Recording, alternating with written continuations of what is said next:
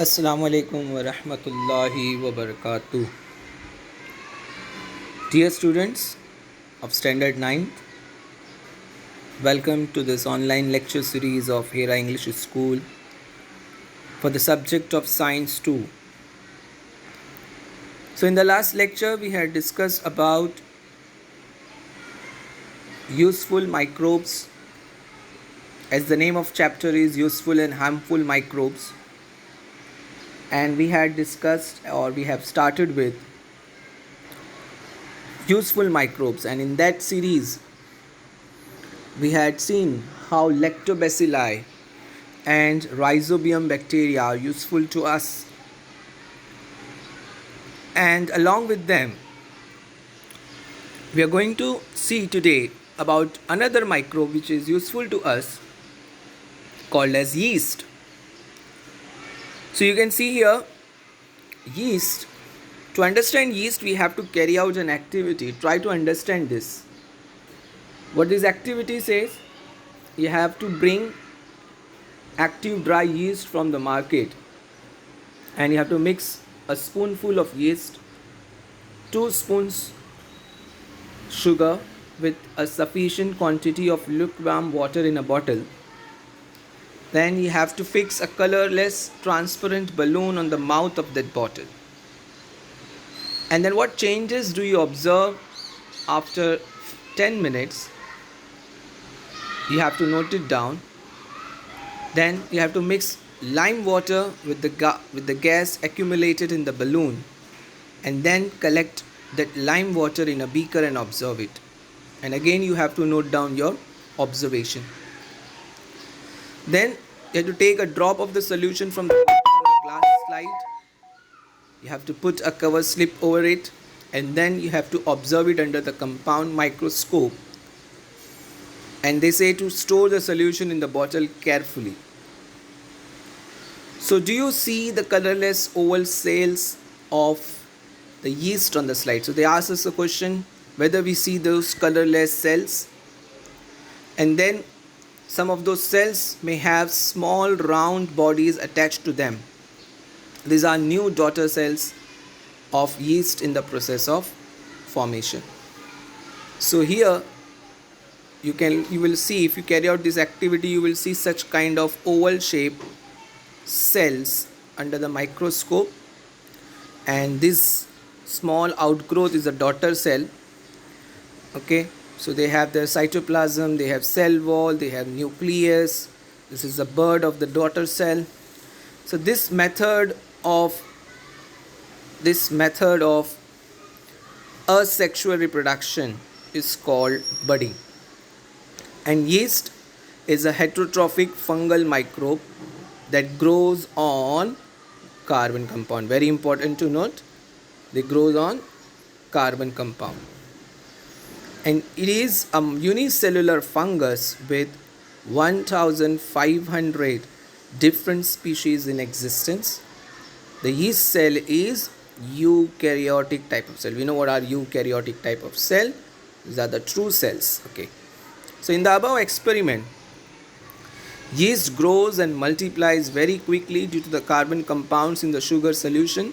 So as they are heterotrophic, they need something to eat, and they are not independent in their food production. So they get carbon compounds in the sugar solution, and they start growing and they start multiplying. And the process of obtaining nutrition, yeast cells convert the carbohydrate in that solution into alcohol and carbon dioxide.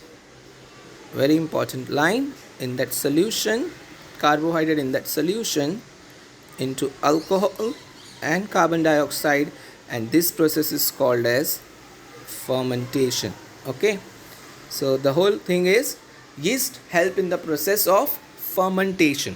Okay, and that is why it is useful to us, because fermentation is a process which is carried out in many of the food baking process. Okay, where the foods are baked, and the baking products like chocolate, cakes, like pudding, or dhokla and all those things, dosa, what do we eat, idli, right? Then cakes or the biscuits which are soft, okay, have this fluffy nature, So all of them, they used yeast is for their carrying out the process. Okay, now moving ahead. So here's the question for us: how is bread made? You have to find it out. How the use how to use the solution prepared in the above experiment to make bread. Okay, so the solution which we had discussed about, you have to search it out how that solution is used, and then you have to follow the recipe and make the bread. Find out and note down the reasons why the dough rises and make the bread spongy. Okay, so if you can do it, it's not necessary. Fine. Moving ahead. Now this part, do you know, has been eliminated. Okay, this part has got eliminated. Now here, use your brain power. This as well got eliminated. Okay, we'll discuss about this bioremediation. A yeast, Yerevia lipolytica, is used to absorb the toxins. Now see, this part is very important. This helps us to know which other microbes are useful. So it's Yerevia lipolytica. This yeast is used to absorb the toxins released during the production of palm oil and the heavy metals and minerals released in some other industrial process. So they use yeast to absorb those toxins. Okay. The another one, Saccharomyces cerevisiae, is used in absorption of a pollutant, arsenic.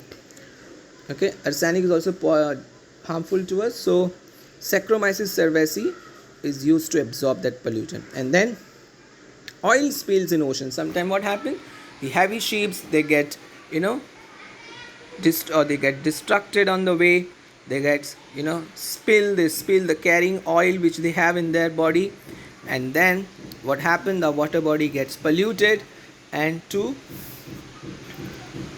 clean those pollution, what they release is Alcanivorex bacteria. Okay, so this is another important uses. Then a very important part, if you have to discuss about, is antibiotic. Now what are antibiotics? Okay, antibiotics we'll discuss. So carbon compounds obtained from some bacteria and fungi for destroying or preventing the growth of harmful microorganisms are called antibiotics. Okay, so antibiotics are the carbon compounds which we get from bacteria and fungi. For what? For destroying or preventing the growth of harmful microorganisms. We call them as antibiotics. So this word is not new for you. I hope many of the time when you go to the doctor and they recommend the prescribed antibiotic and they say this is the antibiotic which you have to take for so much particular days, okay, and not exceed this doses beyond the days which they have prescribed by the doctor. Okay, so antibiotics, this is a discovery of 20th century and have brought a revolution in the field of medicine. Even a disease like tuberculosis, which was fatal in the long back those days when this disease was spreading very rapidly in different parts of the world and has been almost completely eradicated from some countries. Okay, so this is all because of antibiotics. Antibiotics mainly act against bacteria, and some antibiotics can destroy protozoa as well. Now here, some antibiotics which are useful against wide variety of bacteria, they are called broad spectrum antibiotics. For example, ampicillin, amoxicillin, tetracycline. So if you or your doctor, particularly doctors, if they find difficult to know which kind of exact disease you are suffering from, so they give wide variety, they give you broad spectrum antibiotic because there's wide variety of bacteria causing diseases and it becomes difficult even to know by the doctor what exactly you are suffering from. So they give you broad spectrum. But when the pathogen cannot be identified, this is the reason. Even though the symptoms of the disease are visible, so it's difficult for doctor to know exactly which pathogen is causing the disease. So at that particular time, they give you broad spectrum antibiotic. But whenever a pathogenic microorganism is definitely known, okay, that time they give narrow spectrum antibiotics. Okay, doctor prescribes narrow spectrum because here the source, the pathogen is known to them. Okay, for example, penicillin, gentamicin, erythromycin, etc. So this is how antibiotics are helping us. Okay. Now there are some institutes in our country named as the National Institute of Virology, established in 1952 in Pune, undertakes research related to diseases like measles, jaundice, fever, and diseases of the lungs, with support from WHO, that is World Health Organization. So this is the institute working in our country. Fine. Moving ahead. Okay, now there's penicillin, which now we had talked about antibiotics. So it's a group of antibiotic obtained from the fungus Penicillium, and it is used for controlling the infections caused by bacteria like Staphylococcus, Clostridia, Streptococci, etc. Okay, so the infection caused by this bacteria, okay, they get cured by penicillin. Now, medicines containing penicillin are useful to treat certain bacterial infections of ear, nose, throat, skin, as well as diseases like pneumonia and scarlet fever. Okay, so these are different bacterial infections, okay, causing in different parts of body. They can be easily cured by penicillium. Okay, a very good antibiotic. Now, there are some precautions to be taken. Let us see what precautions to be taken while taking antibiotics, and usually doctor recommend this to follow.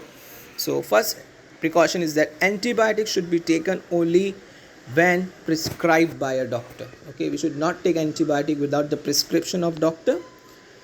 Then don't purchase any antibiotic from medical store without a prescription.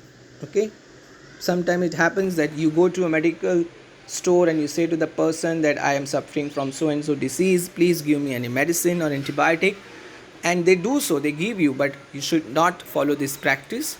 Without the prescription, you should not take any medicine from medical store. Now further, don't consume antibiotic on your own to treat common diseases like a throat infection, common cold, or influenza. Okay, you should not consume antibiotic. If there is any antibiotic kept at your home, you should not take it by your own.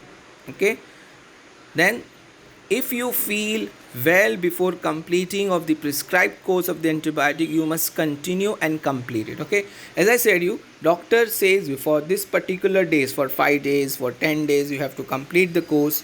So you have to complete that many days. Okay, even if you feel better before completing those doses. Okay, till the doctor says, if they say you complete it for 5 days, if they say you complete for 7 days or 10 days, you have to complete those doses for those particular days. And then the last one, don't suggest to others the antibiotic which were useful to you. Okay, it happens that if you had suffered from this disease and that after you got well, now your siblings like your brothers or your sisters are suffering, then you should not share your medicine with them unless doctor says to do so. Okay, so these are the precautions which are to be taken. So this way we have finished with useful microbes. Okay, up till now we had seen about 3 useful microbes: lactobacilli, then about rhizobium bacteria, then about yeast, and then how antibiotics are prepared. Now in the next lecture we will discuss about harmful microbes. By the time whatever we have discussed up till now, read that, go through the textbook, read that part. In the next lecture we'll discuss about harmful microbes. Assalamu alaikum wa rahmatullahi wa barakatuh.